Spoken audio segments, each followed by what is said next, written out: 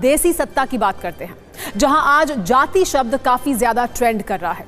दरअसल भारत सरकार ने अगली जनगणना में जातियों की गिनती कराने का ऐलान किया है, जिसके बाद इसकी मांग करने वालों में हर्ष का माहौल है और पाकिस्तानी आतंक के खिलाफ वॉर से पहले सियासी क्रेडिट वॉर की शुरुआत हो गई है।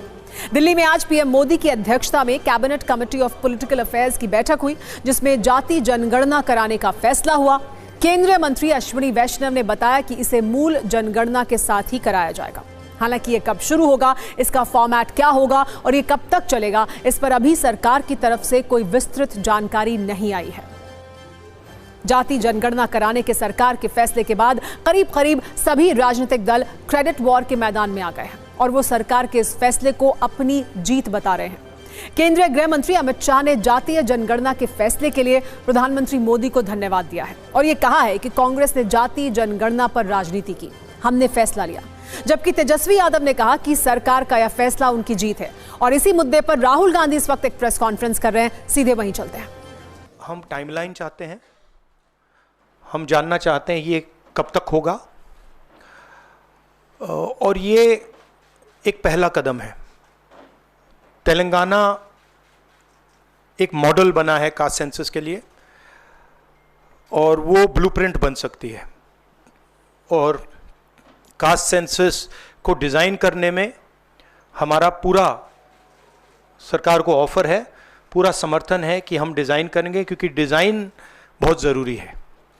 क्योंकि दो एग्जाम्पल्स हैं, एक बिहार का डिज़ाइन है, दूसरा तेलंगाना का डिज़ाइन है, उसमें ज़मीन आसमान का फ़र्क है। और मैं दोहराना चाहता हूं कि कास्ट सेंसस पहला कदम है।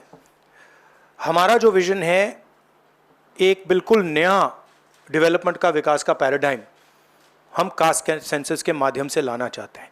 सिर्फ रिजर्वेशंस नहीं, मगर हम सेंट्रल सवाल पूछ रहे हैं कि चाहे ओबीसीज हों, दलित्स हों, आदिवासी हों, उनकी देश में कितनी भागीदारी है।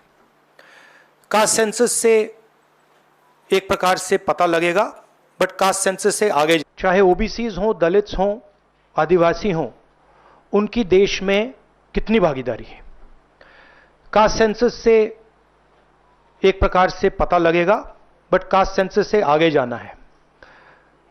हमारे इंस्टीट्यूशंस में, संस्थाओं में इनकी कहां कहां पार्टिसिपेशन है, पावर स्ट्रक्चर जो है उधर कितनी पार्टिसिपेशन है, ये नेक्स्ट स्टेप है। और हम चाहते हैं कि इस डायरेक्शन में कास्ट सेंसस जाए। हमने एक और चीज कही थी, कांग्रेस पार्टी ने रेज की थी, मैनिफेस्टो में भी था, article 15(5). Article 15(5) is reservation in private education institutions.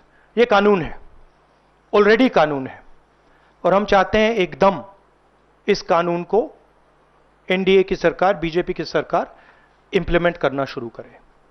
Census को डिले किया है और अपोज किया था, हम इस को वेलकम करते हैं, ये हमारा विजन है, इन्होंने अडॉप्ट किया, बहुत अच्छा।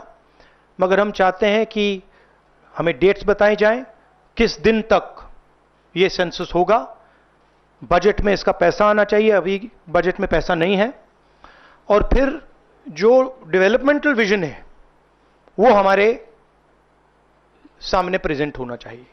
तो ये मैं आपसे कहना चाहता था, अंग्रेजी में बोल देता हूं। Caste census we have been fighting now for some time. Government has opposed for some reason. We don't understand what that reason is. They have suddenly decided to do it. We welcome that. We are happy that they have done the caste census. Telangana is a model state for the caste census. There are two caste censuses in front of us. One is Telangana, the other is Bihar. They are completely different caste censuses.